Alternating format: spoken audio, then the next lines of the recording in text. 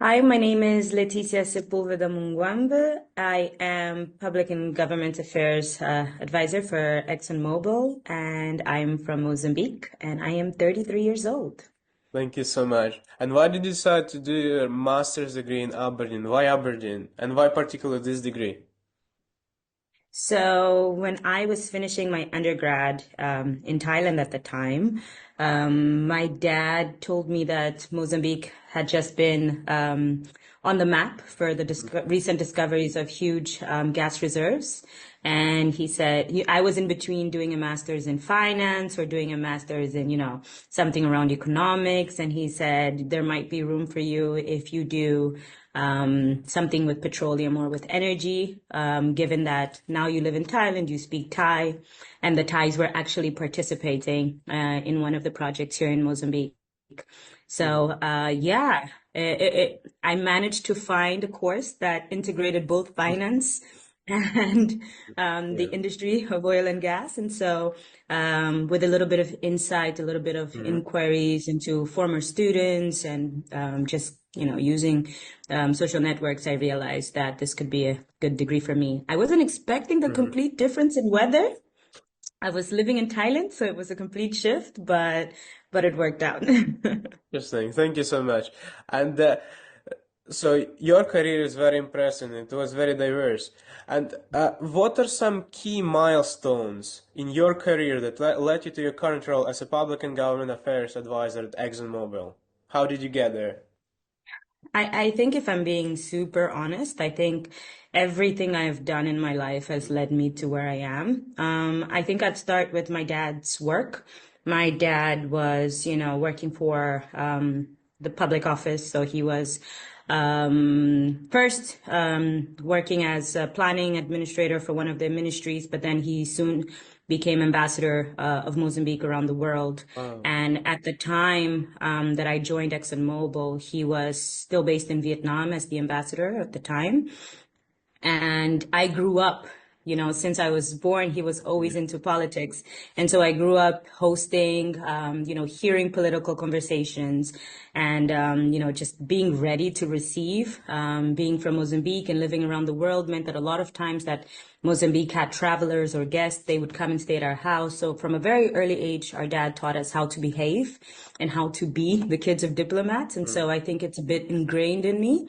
Yeah. And I guess all of the education and the jobs, however small I took, leading up to this role meant that I learned different parts of Mhm. businesses of, whether it was public or private, I was exposed to just different experiences that all culminated to this big role that is, Yeah. being a part of public and government affairs.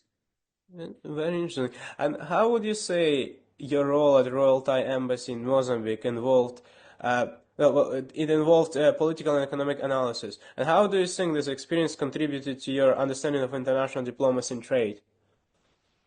So I'll take it back a bit and I'll Mhm. say when I finished my master's in Aberdeen, it was actually part of a scholarship that I received from the government of the UK and as well as Shell. And so I was eager, to jump back Yeah, in. One of their requirements was to return to your home country and give yeah. back. And when I applied for that scholarship, I did say I always wanted to give back to Mozambique because it had so much potential. Hmm. And when I got back to Mozambique, I found it wasn't so easy to get a job. It didn't matter where Yeah. I had studied or what I had done. I was home for a few months. And so I had the initiative of going into the embassy and saying, you know what, I speak Thai. I lived in Thailand. I speak Portuguese. And I think I could be useful to you Wow. guys. And so when the embassy did recruit me, Hmm. they didn't know where to place me. I was fairly new as well in Mozambique. It had probably been open for a few months.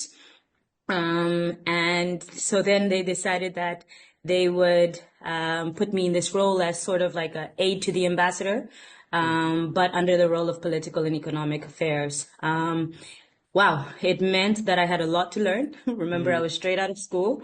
All of the things I had seen were just tax analysis and Hmm. well, Excel sheets, Yeah. some case studies, but never really being given real life assignments that, would impact and shape relationships between nations. And so being in that role meant that I was having a lot of conversations with a lot of government entities in Mozambique. I was the face because of the Portuguese and English anti-speaking capacity. The ambassador, everywhere he went, he kind of took me with to support. And so while I didn't know a lot, it meant I learned a lot because of that exposure. And so I guess it meant understanding how different countries support each other, how they bring the win-win to the table, how you kind of have to know what you want when you're getting into a conversation, into a Hmm. discussion, in order to be able to know if you got what you want, if you got the Yeah. desired outcome or not. So yeah, I guess overall, it shaped a lot of my current role as well, right? Yeah. I think that and the Commonwealth assignment were very big and instrumental to this role. Interesting. You're very impressive. Very, very well done. Thank you. And the next question is, as a public and government affairs advisor, what strategies do you use to engage with stakeholders and policymakers in the energy industry? Uh, I think this is a question that we ask ourselves all the time, what works, right? And I think it's different with each stakeholder that you engage. Mm-hmm. But I think my essential um, key trait is my communication style, right? So I tend to be very inviting, very warm, and I try to make the other party understand that we're here to understand, to grow, and to try to find solutions. I'm a very solution-based or Mm-hmm. solution-driven person, and I'm always trying to figure out, okay, if we know what we want and you know what you want, how can we both kind of get what we want? And so it sometimes in this role means being very tactical, trying to figure out how do I get what I need. And so I say communication. I think that's the biggest part. Just Mm-hmm. being as transparent as I can, respecting all confidentiality and all private information, but kind of just being upfront and saying, I have this situation, guys. How do we fix it? How do we work towards it? And it helps with the different engagements. And so a useful tool as well that I have in this role is that I'm also part of this role means I also get to employ some community Yeah. initiatives. And in doing that, I'm also giving back to Mozambique. And so I get to go up to policymakers and say, how can we, fix problem A, B, C, but equally saying, I'm also Mm-hmm. bringing you guys this. The most Yeah. recent program I delivered was equipping 8 schools in the north of Mozambique with computer labs, and none of them have computer labs, right? And so just being able to say we purchased computers, we're equipping all of secondary schools, Mm-hmm. we're also giving back in a way, and so that Yeah. also helps make the conversation a bit easier. Yeah. That's great. Very interesting. And what are some of the biggest challenges that Mozambique faces in balancing energy development with environmental and social considerations? Yeah, I think Mozambique is in a tight place lately.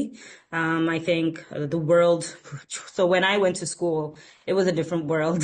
10 years. I was in Aberdeen, what, 7 years ago now. Mm-hmm. Um, and I think there wasn't such a big weight and requirement on environmental considerations. Mm-hmm. And so it's been interesting to be part of Exxonmobil before and after these Yeah. heavy impacting decisions. And so Mozambique is faced with, deciding how do we develop our Mm-hmm. resources? How do we develop our people while respecting, world policies and new global trends? I think it's a tight spot to be. I think Mozambique Mm-hmm. is severely underdeveloped. Everyone knows of its massive potential, Mm-hmm. but it's really a rock and a hard place situation. As you might have seen on the news and in other places, there's a lot of movements trying to, using the word of today, cancel Mm-hmm. the development of those resources. And it's about, Mozambique having to choose what's best for its people, Yeah. to keep the lights on, to keep the food on the table. But I think they are also in a good place because over time it has been clear that the world does need energy, regardless of, we have to find cleaner and more sustainable solutions, but the world needs Yeah. energy. And that's a very interesting place to be, especially within Exxonmobil, that we're continuously innovating and identifying new solutions, as we have done for the project in Mozambique as well. So I think that makes this decision for Mozambique a little bit easier. That's very interesting. Thank you. And what was the proudest moment in your career? Ooh.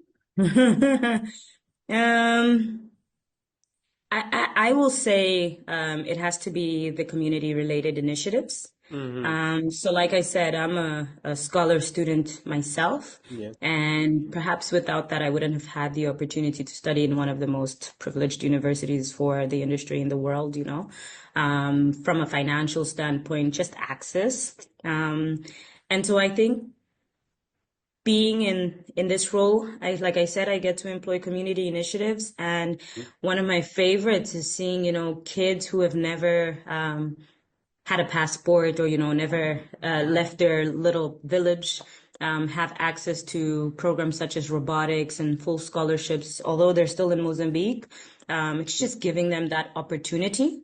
And I think my favorite was when last year, 2 years ago now, we had a robotics competition, and it was the last year. It was the last program of that year, and they were having the regional competition. The school that won is actually one from a very impoverished community in Mozambique. It was their first year participating in that program, and as a token to their prize, or to winning, we sent them to compete globally in Italy, Mm-hmm. the global Mm-hmm. robotics competition. They did come out as Rookie of the Year, which is great, I think, for them. But knowing that none of them had probably ever left Mozambique, none of them had had a passport before, and they thought that life was, that little bubble, giving Mm-hmm. them the eyes, the vision to know Yeah. that, guys, there's so much more out there. If you just study and employ yourself, you'll be able to achieve. And I think those always tend to be my most gratifying moments, just the community programs that I employ. This is absolutely marvelous. Very well done. And do you have any advice for students who are looking to work in policy, government affairs, or corporate communications? What advice would you give for them? Yeah, yeah. Let's see. I think my best advice to people is to just know what you want, and work towards it.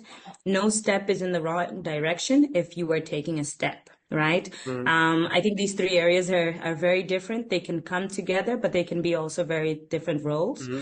And so if I answer, from a corporate communication standpoint, Yeah. just make sure that, you learn guidelines, that you have patience for guidelines, that you have Mm-hmm. patience for detail, that you keep in touch with new trends, with what Yeah. is expected in today's world, because Mm-hmm. corporate can easily drive you down and take you back to, no, this is how we do things. So just don't be Mm-hmm. scared to challenge the status quo, and always be willing to learn. I think this one is applicable to all of these areas. Just be willing to learn, understand that you don't know everything.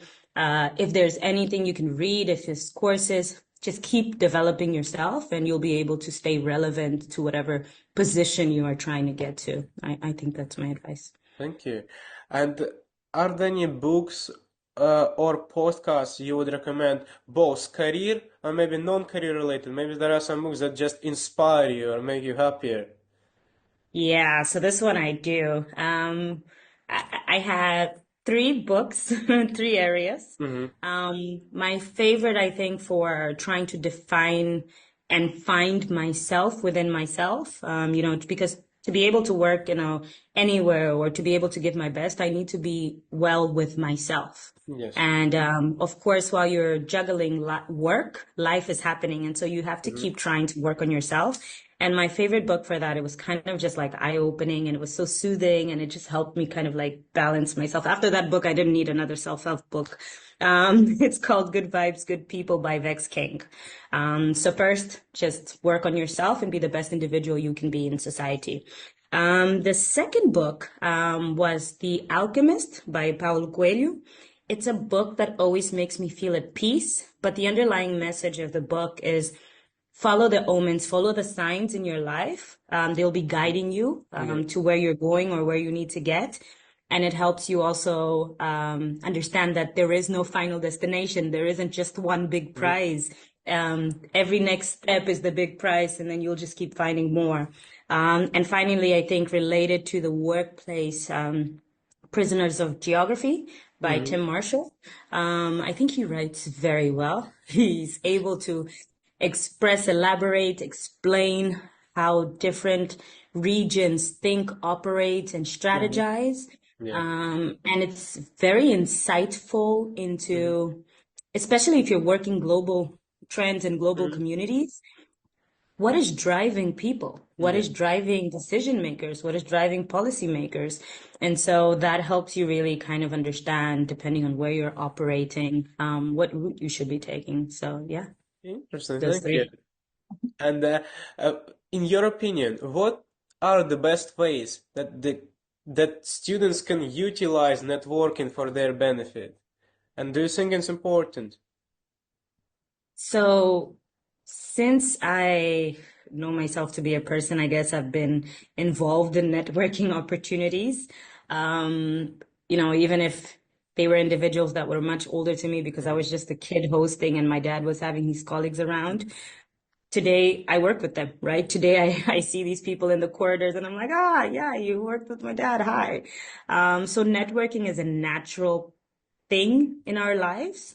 And so first thing, even before I completely answer the question, is just always be a kind Mhm. individual. You Yeah. never know where you're going to come across someone Mhm. again. So just always be kind, relatable, just Yeah. be surface level person. Mhm. But yeah, networking, I think, is very important because many of the opportunities or many of the questions I've had, I've known who to turn to because I've had that exposure. And sometimes at that moment, it feels kind of low value, low hanging, but eventually it always comes around. I think everything in life happens for a reason. That's something that I really believe. And if you're able to immerse yourself into people, into environments, and kind of just talk and ask questions, it'll get you where you're going faster, right? So the whole point of networking is you could do it by yourself, but if you have a network, they might lead you there faster and you might be able to achieve bigger and better results. So yeah, I think it's a very useful thing for people to do. If it's networking at school, those same colleagues of yours tomorrow, they might be policymakers, they might be Mhm. people that can Yeah. help you, they might be your boss, they might be people referencing you to new opportunities. So yeah, definitely take most advantage of Mhm. teachers, colleagues, and just anywhere you are, just dive into a conversation. You never know what you'll learn. That's a great advice. And two more questions. What are your favorite memories from Aberdeen, from social aspect of it? So when I was in Aberdeen, I remember the first day I got there. Mhm.